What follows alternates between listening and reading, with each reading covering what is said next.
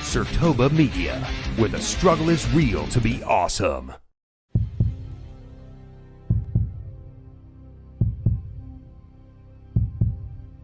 The following podcast is scheduled for one fall. And remember, don't run from it. Run through it. Welcome to the grind. It's a battle royale. It's a ringside broadcast from the underground. On the beat, Kurt Angle with the takedown. Swan Tom bomb off the ropes, bring the place down.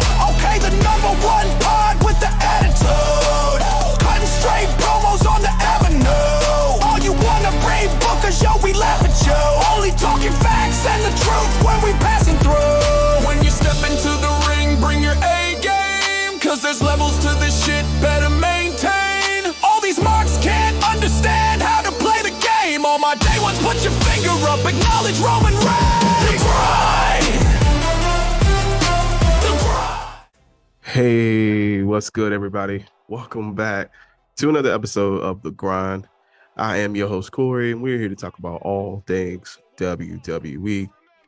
You can catch The Grind on many different social media platforms, just like this one that you see right here, SIRTOBAmedia, SIRTOBA Media, where the struggle is real to be awesome each and every single day, right here, 4 p.m. Eastern, every single Saturday.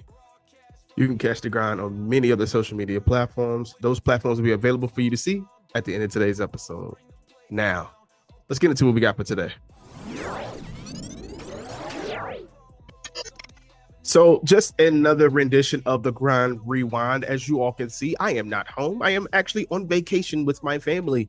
But I want to show up for you for just a few moments. So, starting off with SummerSlam. SummerSlam was a great PLE, especially coming off of how great and successful Evolution was. SummerSlam was just like that cherry on top.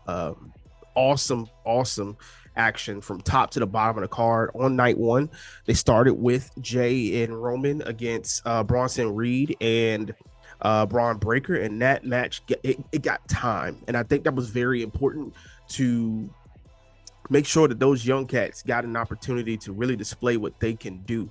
And that match was fun. Roman and Jay ended up getting the win, with Roman taking the bullet for Jay multiple times during the match, and I thought it was very, very telling that, you know, Roman is a babyface now. We can fully say that he is a babyface, and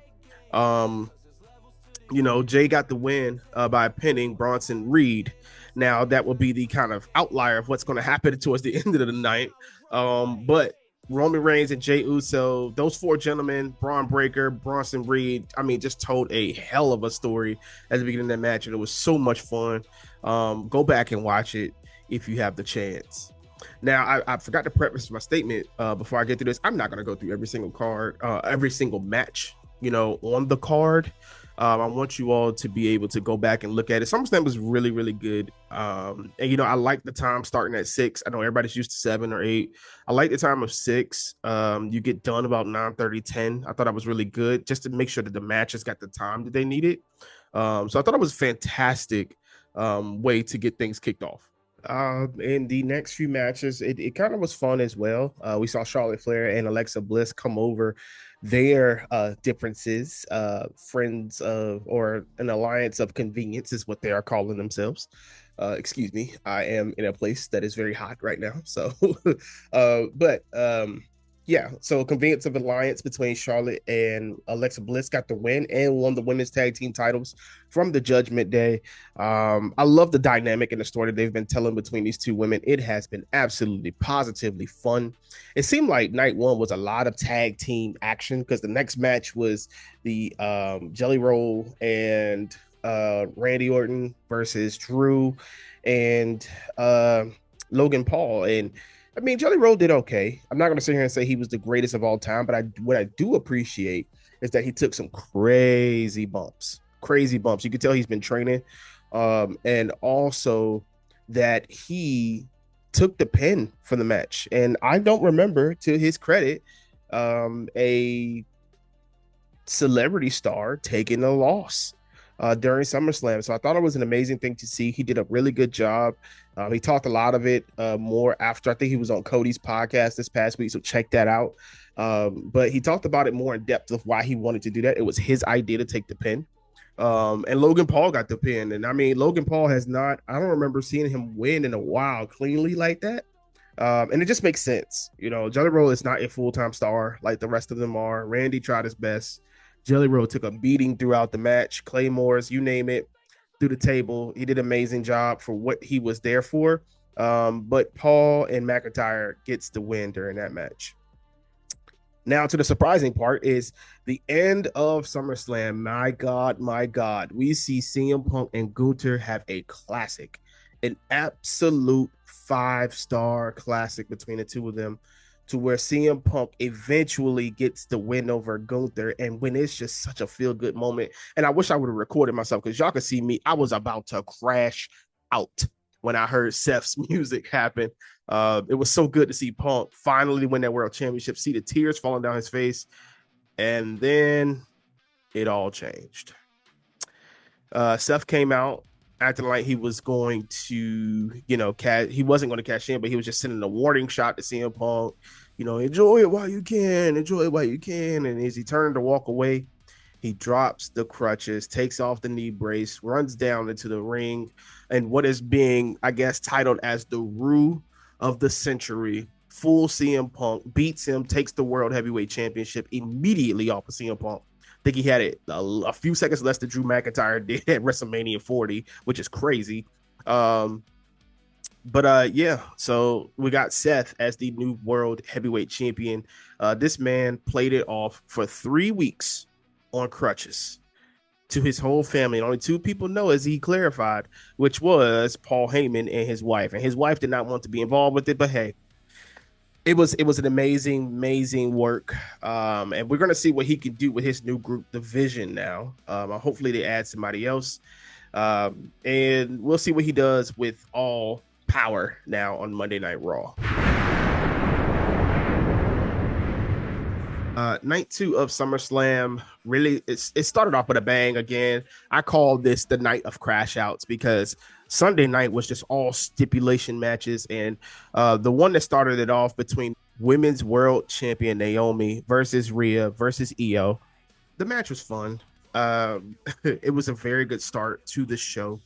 And I feel like they just showed out. It was an amazing story back and forth. Naomi, I keep saying this. This woman is doing the best work of her career here in this moment. She is showing up and is showing why she is deserving of being that women's world champion. And she ends up getting the win. She pinned Rhea. Rhea hit Io Sky with a avalanche riptide off of the rope, and Naomi seemingly takes advantage of the situation, grabs the tights, and Rhea wanted to complain about the tights, and I really love that Michael Cole added that little stipulation that it doesn't matter if she grabs the tights because in a triple threat match there is no rules. So Naomi took advantage of the rules, and she is still the women's world champion. And I believe that they should continue to ride this hype with Naomi. You even got the fans saying proceed with caution. So she's over right now. We got to keep striking that iron while it's hot. Naomi continues to be the women's world champion. Next match that really stood out to me was the Becky Lynch Women's Intercontinental Championship match versus Lyra Valkyria. And if Lyra loses, she will no longer have an opportunity to challenge for that title as long as Becky holds it. What's crazy about this, again, stipulation Sunday, crash out Sunday, is that there was no call. There was no rules. There was no holds barred in this match. And it was okay. It was some moments where they kind of slipped up some of the spots, etc. But if you look at the grind last week with my SummerSlam predictions, I predicted that Bayley would get involved. And of course she did, knocking out Lyra on accident with chains wrapped around her fist. Becky Lynch in there, Lyra with the manhandle slam and ending the match there. Lyra can no longer challenge for the Women's Intercontinental Championship as long as Becky holds that title. I want to make something clear. Becky Lynch has a brand new theme song by the Wonder Years, and just from hearing it from excerpts and whatnot, I think it sounds great.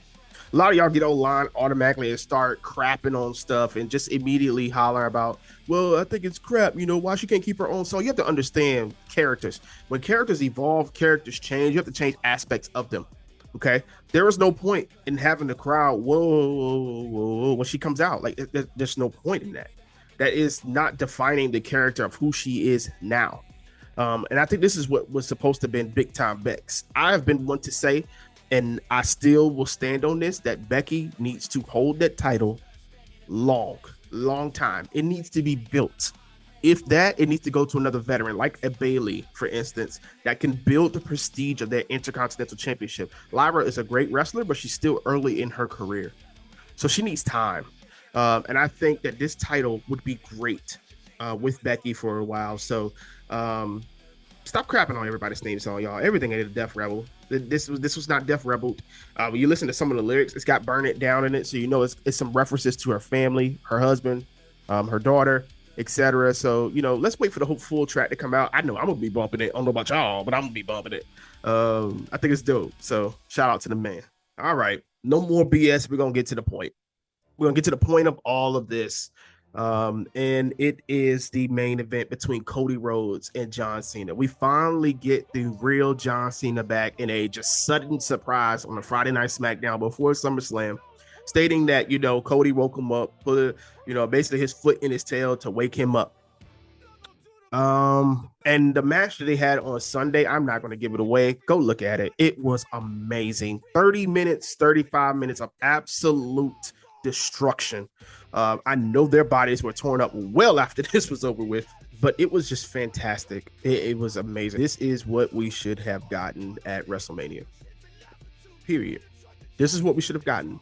And I think they recognize that, and that is the reason why they wanted to make it into a street fight and make it to as fun as they can. You can see John Cena even whispering to Cody after the match was over that he gave him all that he could give him. That was the best that he got. And I'll tell you what, round of applause to Cena, man. Round of a fucking applause to John Cena for that match. That match was stupendous. But what happened after the match is what has been the talk of the internet. And that is Brock Lesnar returned and F5 John Cena. Now, we know that there's a lot of controversy around Brock, which is why he has not been on WWE TV for the past couple of years, because he was named in the Janelle Grant lawsuits against Vince McMahon, talking about basically sexual harassment, et cetera, et cetera. And this is a slippery slope because you want to make sure that you are always empathetic to that person or the person who was affected by this. And that's not to say that everybody isn't going to be affected by this, right? That are involved anyway. Vince was affected. He's no longer ahead of WWE after coming back, and Brock hasn't been seen in God knows how long. The most they've been talking about is his daughter. But now he shows back up. Clearly, WWE and TKO are comfortable with bringing him back with whatever evidence has been presented so far. I'm not a lawmaker, a law enforcement, whatever you want to call it, a lawyer or whatever. Like, I'm not that person that's going to be in the know of all the facts of this situation. I really, really hope that this young lady gets the retribution that she deserves, and that she is taken care of appropriately, mentally, financially, whatever it may be. I hope Janelle Grant is taken care of. But this is a slippery slope that TKO and WWE is riding right now. Clearly, they're comfortable with bringing him back, but is it the smart thing to do? I don't know. Clearly Brock Lesnar is a grab. He is someone that brings in money to the company. He is someone that, people are going to flip out for. And that's exactly what they did at MetLife Stadium. When he came out, they went apeshit for him. And rightfully so. He's built that over his career. But, personally, and thinking about this entire situation, I've seen many people give their opinions on it. I've seen many people talking about it. At no point in time should someone be, male or female, should be harassed in that way, should be assaulted in any way. Nobody. And I feel as if with the situation, it feels as if it's the argument that I've been making, like, since these events have been becoming more and more expensive, that TKO is only caring about the dollar, the bottom line. That is it. And, that's rightfully so. It's their business. They're trying to make sure that they're getting a return on their investment because they purchased WWE. So they're trying to make their money back. They've more than made their money back thus far. which we will talk about here in a second. But with this whole Brock situation, like, is it ethically something that I would do? Me? No. Not until everything is cleared up. But maybe they know something that we don't know. I mean, the only thing they care about is the bottom line at the end of the day. That's all they care about. I'm pretty sure there's some wrestlers that might feel uncomfortable around Brock, especially the younger ones. And then maybe, I don't know. It's kind of hard to talk about, to be honest with you guys. I don't want to sound insensitive, but in the same token, like, I don't want to sit here and cast aspersions because I don't have all the facts as to what took place besides what Janelle Grant has shared through her testimonies and whatnot. So I don't know. This whole situation is just, it's unfortunate for all parties. And I think that WWE and TKO needs to play it safe.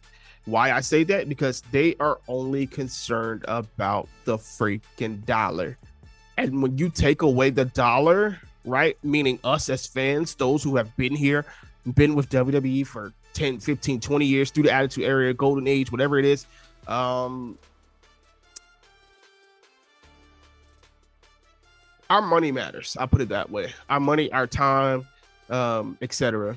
We care about people, and we want people to be taken care of. So it's just, I know I'm probably like repeating myself and I'm saying stuff like round and around and around we go.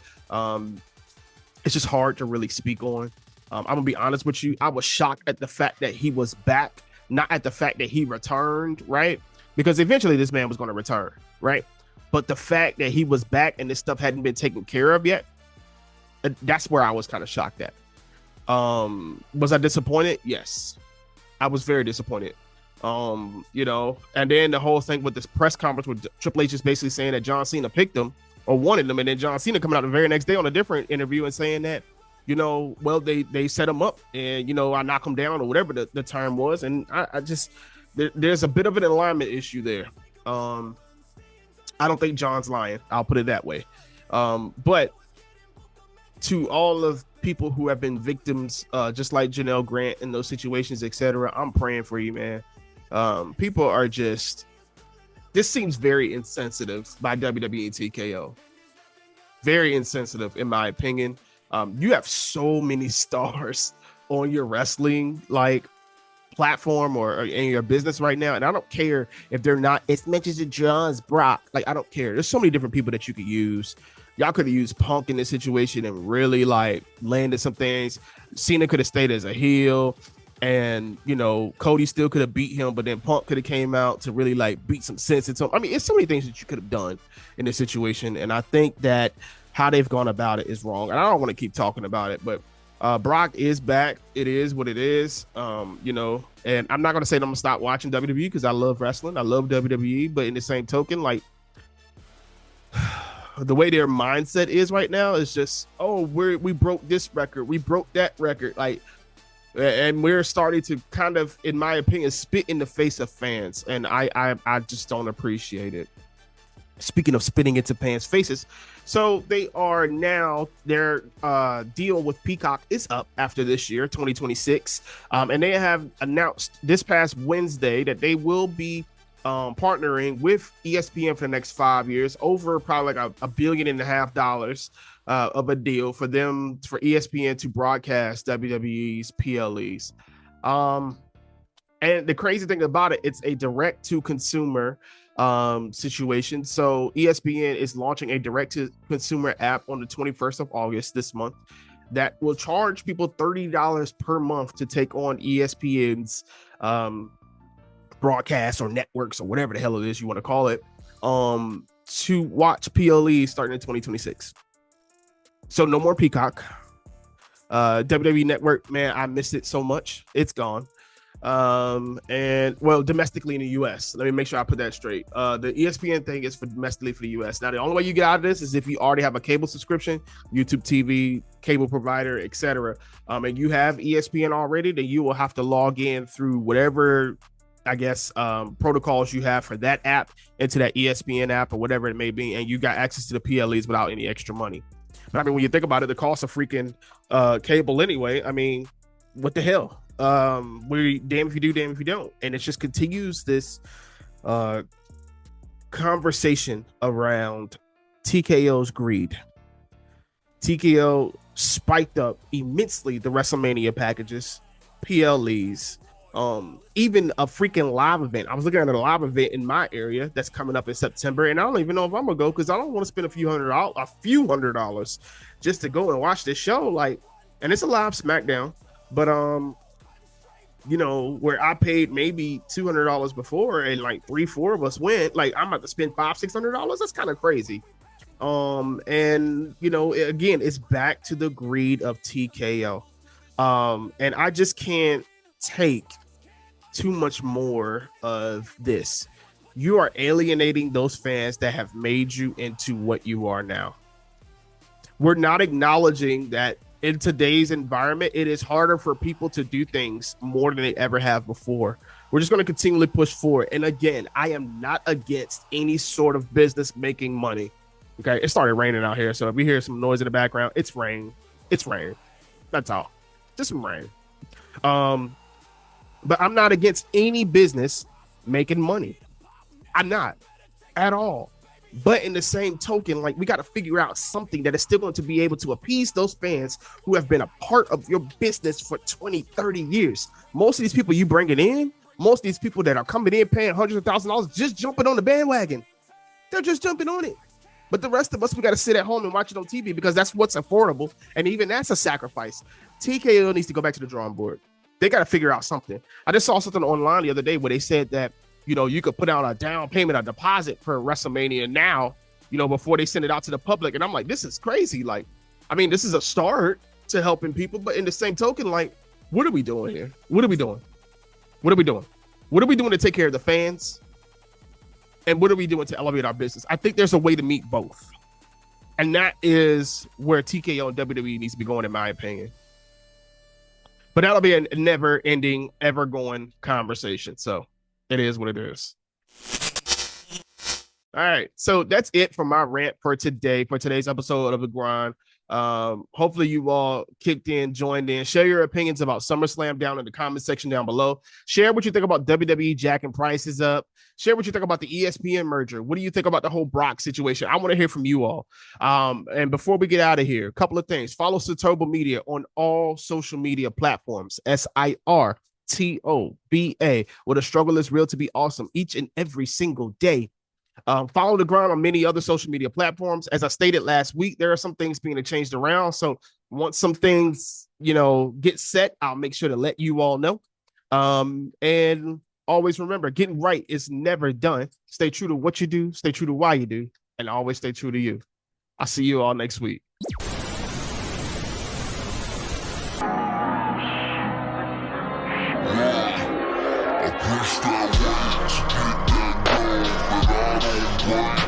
I'm in